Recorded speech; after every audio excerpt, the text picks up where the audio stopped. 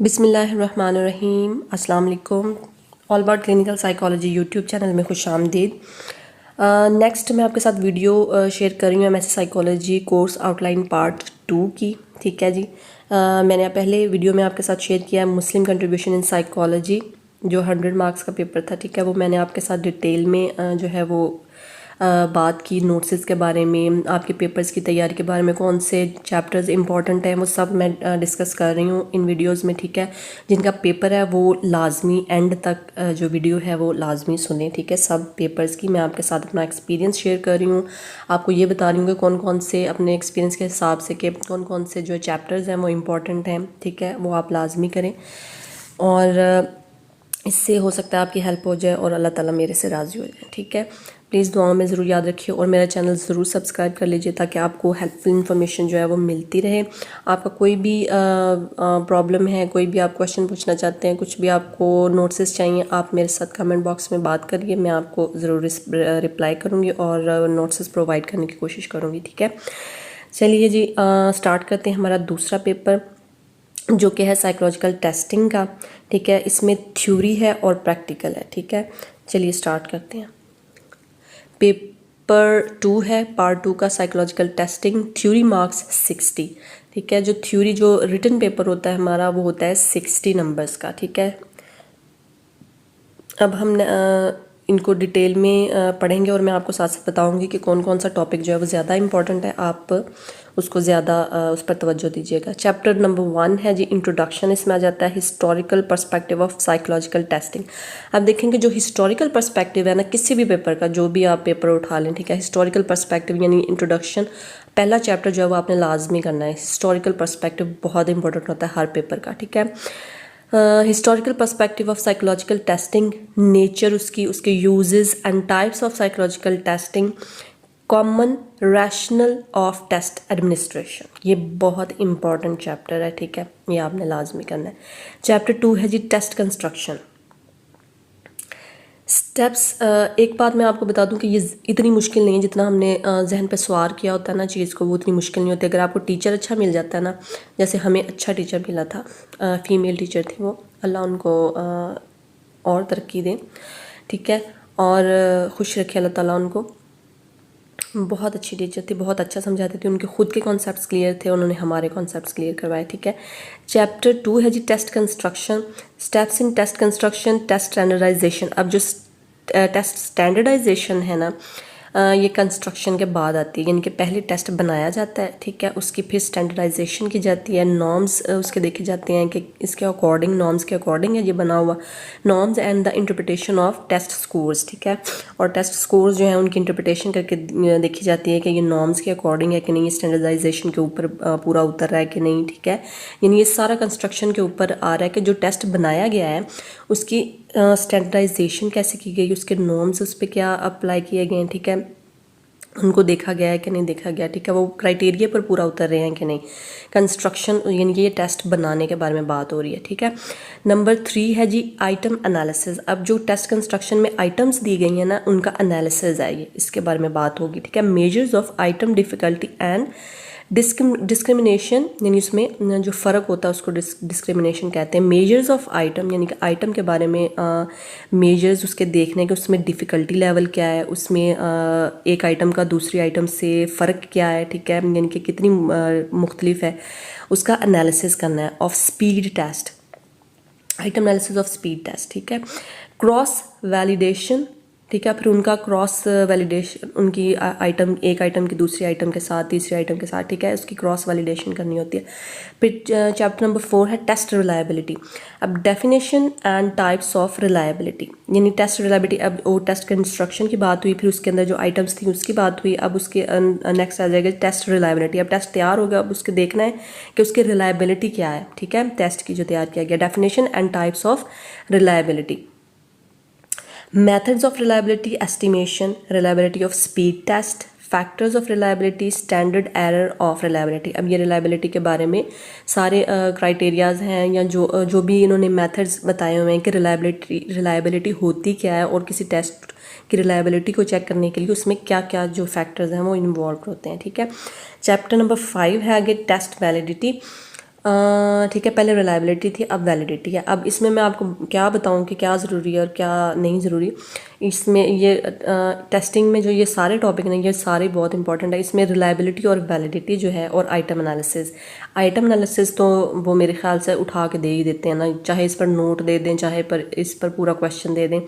ठीक है, ये तो लाजमी मेरे ख्याल से आ जाता होता है, क्योंकि मैंने जितने भी पेपर्स रिव्यू किए हैं पास्ट, उसमें आइटम एनालिसिस लाजमी आया होता है, चाहे वो 2 नंबर के क्वेश्चन में आया हो, चाहे वो 20 के में आया हो, चाहे वो 10 नंबर के नोट में आया हो। ठीक है, ये लाजमी दे देते होते हैं उठा के। आइटम एनालिसिस आपने लाजमी करना। ठीक है, इसके बाद जो टेस्ट रिलायबिलिटी और वैलिडिटी है ये भी 2 बहुत इंपॉर्टेंट है।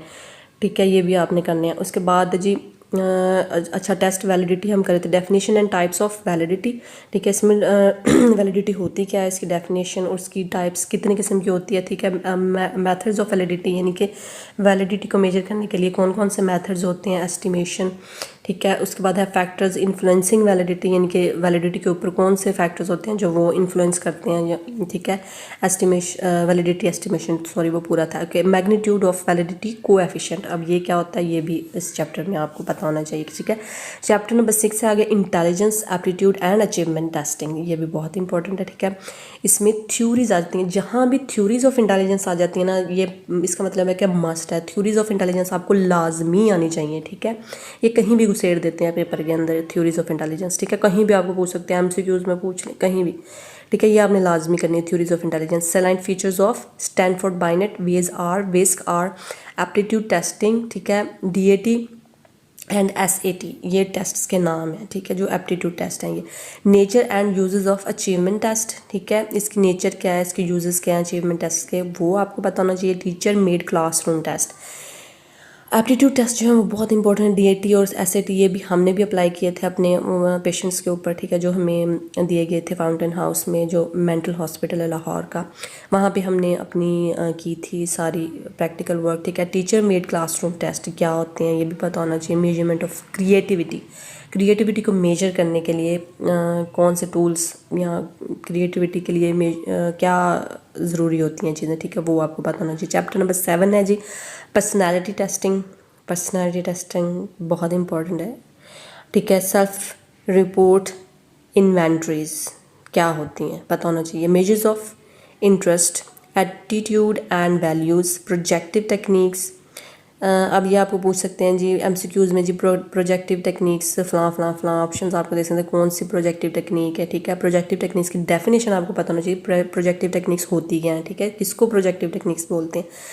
अच्छा जी, सेलाइन फीचर्स ऑफ एमएमपीआई टेस्ट जो है वो बहुत इंपॉर्टेंट है। इसके बारे में आपको ईच एंड एवरीथिंग, ये किसने दिया, कब दिया, ठीक है, सब कुछ आपको इन्फॉर्मेशन होनी चाहिए। CPI, 16PF, TAT, ठीक है, और इंक प्लॉट, फिर है CAT एंड HTP। ठीक है, ये सारे टेस्ट जो है इसमें HTP हमने अप्लाई किया था। ठीक है, इंक प्लॉट तो नहीं किया था हमने, TAT किया था और CPI किया था।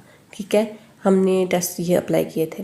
वो अपनी यूनिवर्सिटी या जो भी इदारा होता है जिससे आप एफिलिएटेड होते हैं या जो भी, वो आपको बताते हैं कि कौन कौन सा टेस्ट आपने पेशेंट्स पे अप्लाई करना है, वो आप कर लेते हैं। ठीक है जी, ये सारी इन्फॉर्मेशन थी मेरी इन्फॉर्मेशन के अकॉर्डिंग। ठीक है, जो मैंने पढ़ा या जो मेरे एक्सपीरियंस से गुजरा वो मैंने आपके साथ शेयर किया। इसमें मैं आपको फिर से बता दूं कि historical perspective of psychological testing, उसको आपने यानी इंट्रोडक्शन वाला जो फर्स्ट चैप्टर है वो लाजमी करना है। आइटम एनालिसिस मस्ट है।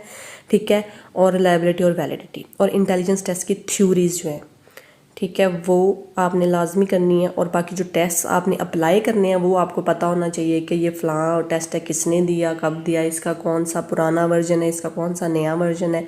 ठीक है, रिवाइज्ड कौन सा है। ठीक है, इनकी अपडेट्स आपको सारा कुछ पता होना चाहिए। बहुत डिटेल में नहीं आपने जाना, आपने जो जो अप्लाई किया होना है ना, जो आपने काम किया होना अपने थीसिस पे, उसके बारे में, थीसिस के बारे में आपने मतलब उसमें आपने जो जो भी वेरिएबल्स अप्लाई किए हैं, ठीक है, एक्सट्रीनियस वेरिएबल्स क्या होते हैं, ठीक है, हर चीज़ ईच एंड एवरीथिंग वो आपको पूछ सकते हैं। ठीक है, कि आपने